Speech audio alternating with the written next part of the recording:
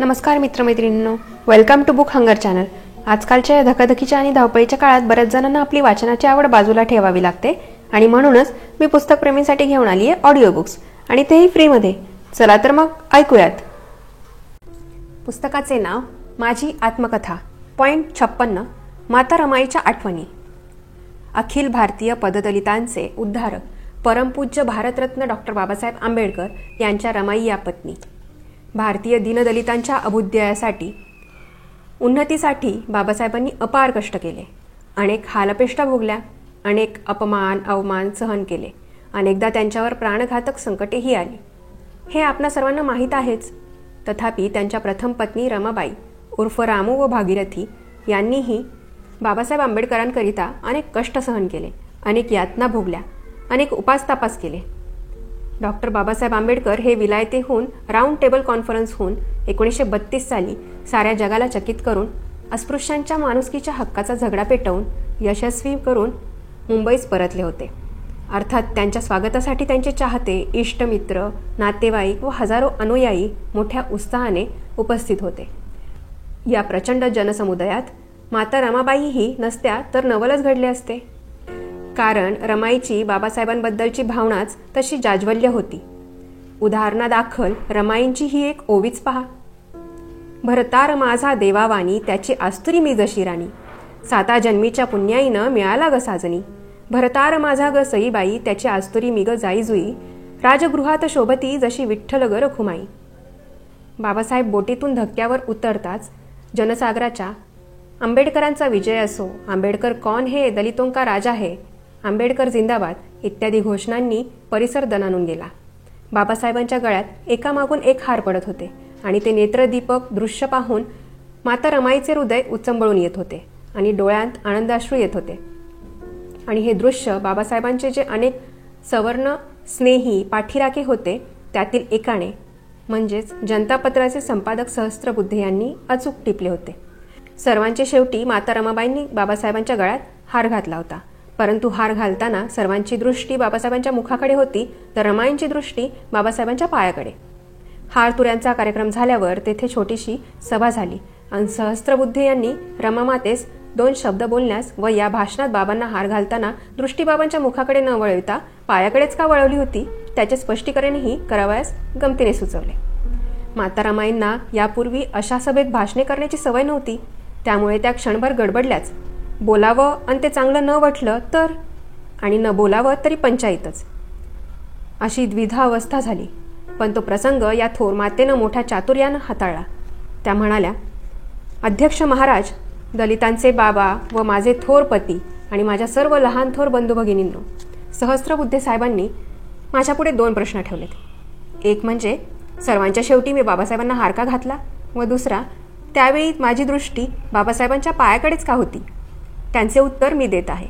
चुकलं माकलं तर क्षमा कराल अशी आशा आहे.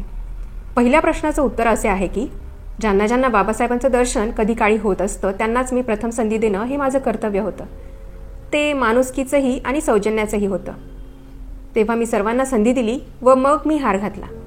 आता दुसऱ्या प्रश्नाचं उत्तर असं, आपणास माहीत आहेच की बाबासाहेबांनी साऱ्या दीनदलितांचं, गोरगरिबांच्या उद्धाराचं कंकण बांधलं आहे व मी त्यांची धर्मपत्नी आहे. त्या कंकणाला माझी नजर लागू नये म्हणून मी त्यांच्या पायाकडे नजर वळवली. माझ्या या उत्तरानं सहस्त्रबुद्धे साहेबांचं समाधान झालं असेल असं मला वाटतं. आणि माता रमाबाईंनी आपले हे छोटे भाषण संपवले. हे भाषण संपताच जनसागरातून टाळ्यांचा प्रचंड कडकडाट झाला. माता रमाबाई जिंदाबाद, आंबेडकर जिंदाबाद, आंबेडकर कौन है इत्यादी घोषणांनी वातावरण दमदमून गेलं. त्यानंतर डिलाईल रोडच्या हल्लीचा नाम जोशी मार्ग अत्यंत धडाडीच्या कार्यकर्त्या सखुबाई मोहिते यांचे भाषण झाले. त्या म्हणाल्या, बंधूजन हो, माता रमाबाईंचं हे पहिलंच भाषण आपण ऐकलं असेल. बाबासाहेबांबरोबर आपणाला रमामातेचेही दर्शन घडलं, भाषणही ऐकायला मिळालं. तुम्हा आम्हा सर्वांच्या जीवनाचाच सोनं झालं. या मातेनं बाबासाहेबांप्रमाणेच अपार दुःख सहन केलं, कष्ट सहन केले. बाबासाहेबांना त्यांनी संसारात कोंडून ठेवलं नाही. आपल्या उद्धारकर्त्याला त्यांनी मोकळं ठेवलं. त्याचं कारण असं की त्यांची लहानपणची गोष्ट मी सांगत आहे. त्यांनी आपल्या लहानपणीच त्यांच्या आईकडं बिनमरणाच्या नवऱ्याची मागणी केली होती. ती कथा अशी, लहानपणी आपणा सर्वांनाच आपले आई वडील, मोठी माणसे, गुरुजन यांच्याकडून गोष्टी ऐकाव्याशा वाटतात.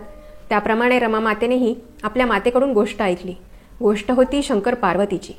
पार्वती जेव्हा लग्नायोग्य झाली तेव्हा तिचे मातापिता वर संशोधनासाठी प्रयत्न करीत होते, पण पार्वतीस बिनमरणाचा नवरा पाहिजे होता. तसा हट्ट तिनं आईकडे धरला. तेव्हा पार्वतीच्या आईनं तिला सांगितलं की तसा नवरा मिळण्याकरता घोर तपश्चर्या करावी लागेल, महान कष्ट सहन करावे लागतील. सहजासहजी असा पती मिळणार नाही. ते ऐकून आपली ही रमा, भागीरथी व बाबासाहेबांची रामू हिनेही आईला विचारलं, मग आई, पार्वतीसारखा मलाही बिनमरणाचा नवरा मिळेल का? आई म्हणाली, पार्वतीसारखं तप करून हालअपेष्टा भोगाव्या लागतील. तेव्हा आपली ही रमामाता म्हणाली, मग मी करीन तप व भोगीन हालअपेष्टा, काढीन मी उपास तापास व मिळवीन बिनमरणाचा नवरा. एवढे सांगून सखूबाई म्हणाल्या, बंधू भगिनींनो, आपणास माहीत आहेतच की आमच्या रमाबाईनं, जिचं माहेर वणदगाव आहे, त्या भागीरथीनं व बाबांच्या रामूनं बाबासाहेबांकरिता केवढे कष्ट उपसलेत. ते बाबासाहेबांच्या उच्च शिक्षणासाठी, समाजाची सेवा करण्यासाठी त्यांना संसार जंजाळात अडकवून ठेवले नाही. त्यांच्यासाठी अपार कष्ट सोसले. शेण आणणे, त्याच्या जळणासाठी गोवऱ्या थापणे, त्या विकून त्या पैशांवर संसाराचा गाडा हाकणे इत्यादी तप केले आहे. आणि म्हणूनच त्यांना बाबासाहेबांसारखा, ज्याची विद्वत्तेनं जगात कीर्ती पसरली आहे, असा थोर पुरुष बिनमरणाचा नवरा मिळाला आहे. त्यांच्या कठोर तपश्चर्येचं हे फळ आहे. टाळ्यांचा प्रचंड कडकडाट व माता रमाई व बाबासाहेब यांच्या घोषणांचा गरज. माता रमाईने असा बिनमरणाचा नवरा मिळवून पतिराजाबरोबरच आपलीही कीर्ती दिगंतरच नेली आहे, नाही का? मंडळी, माझी आत्मकथा हे जग व संथ लिखित डॉक्टर बाबासाहेब आंबेडकरांवरील पुस्तक हे जवळपास संपूर्ण होत आलेले आहे. तरी पुढील डॉक्टर बाबासाहेब आंबेडकर लिखित कोणते पुस्तक तुम्हाला ऐकायला आवडेल याबद्दल तुमचे मत कमेंट सेक्शन किंवा कम्युनिटी पोलमध्ये नक्की सांगा. अनहायलेशन ऑफ कास्ट म्हणजेच जातीभेद निर्मूलन, हू वेअर द शूद्रास, शूद्र पूर्वी कोण होते, अस्पृश्य मूळचे कोण आणि ते अस्पृश्य कसे बनले. जय भीम.